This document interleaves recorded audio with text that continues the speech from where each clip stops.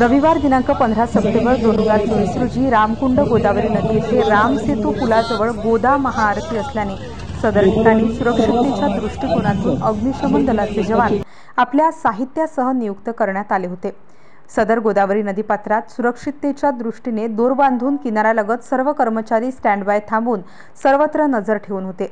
ज्यावेळी महाआरती सुरू झाली, साधारणपणे 7:05 रामसेतू पुलावरून रवींद्र नारायण ठाकरे वय अंदाजे 50 वर्ष ही व्यक्ती पाण्याच्या प्रवाहात पडली असता व ती पाण्याच्या वेगात वाहून जात असताना अग्निशमन दलाच्या कर्मचाऱ्यांनी आपल्याबरोबर असलेल्या इतर कर्मचाऱ्यांना वेळीच सावध करून पाण्याच्या प्रवाहात उड्या घेऊन सदर व्यक्तीस सुखरूप बाहेर किनाऱ्यावर आणून तिला सीपीआर देऊन ॲम्ब्युलन्स येईपर्यंत ताबडतोब अग्निशमन दलाच्या बोलेरो जीपमध्ये नाशिक महानगरपालिका अग्निशमन दलाच्या कर्मचाऱ्यांनी जिल्हा शासकीय रुग्णालयात येथे घेऊन जात असता गाडीत तिला सीपीआर देणे सतत चालू ठेवून वेळीच पोहोचवल्याने व डॉक्टरांचे उपचार लागलीच मिळाल्याने सदर व्यक्तीचे प्राण वाचले।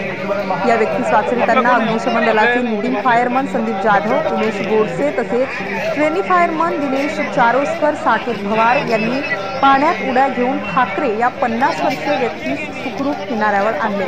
या घटनास्थळी केंद्र अधिकारी दत्तात्रय रामभाऊ गाडे, मुख्य अग्निशमन केंद्र शिंगडा तलाव यांच्या नेतृत्वाखाली संपूर्ण टीम कार्यरत होती। त्यांचे सहकारी पंचवटी केंद्र अधिकारी संजय कानडे, लीडिंग फायरमन किशोर पाटील, प्रमोद लहामगे, संतोष बेंद्रे तसेच शिवाजी मतवाड, मंगेश पिंपळे, AP मोरे व इतर संपूर्ण टीम सदर ठिकाणी कार्यरत होते। ठाकरे वाहत्या पाण्यात वाहून जात असताना अग्निशमन जवानांनी केलेल्या पर्यटनाचा व्हिडिओ समोर आलेला आहे। मनपाच्या अग्निशमन विभागाचे प्रमुख संजय बैरागी आणि सर्व अधिकारी कर्मचारी यांचे सर्वत्र कौतुक होत आहे।